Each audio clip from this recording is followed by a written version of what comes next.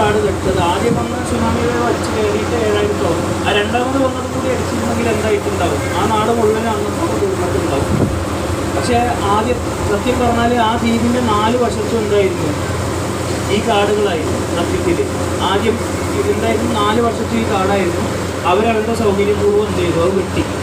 അത് വെട്ടിയത് കൊണ്ടാണ് ആദ്യത്തെ അടി 7000 പേരുടെ ജീവനേറ്റ് പോയത്. ഓക്കെ, അപ്പോൾ നമ്മളങ്ങനെയാണ് നമുക്ക് വേണ്ടതൊക്കെ വെട്ടി നിരത്തും. ഇവിടെ സുനാമി വരുമ്പോൾ എന്ത് ചെയ്യും? മേപ്പോട്ട് നോക്കി നിൽക്കും. അത് അവസാനം കുറ്റം മുഴുവൻ ദൈവത്തിൽ.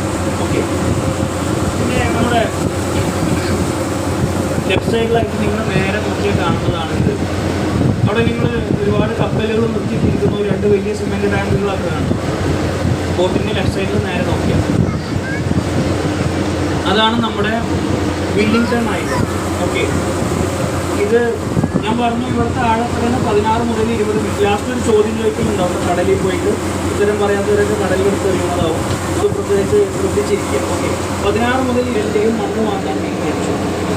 16 മുതൽ 20 മീറ്റർ ആഴം വേണമല്ലോ.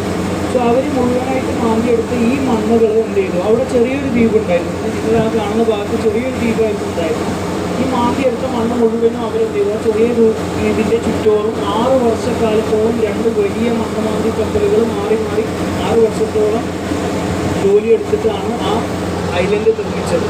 സത്യത്തിൽ അവർ നിർമ്മിച്ചത് ഐലൻഡ് അല്ല, തുറമുഖമാണ്.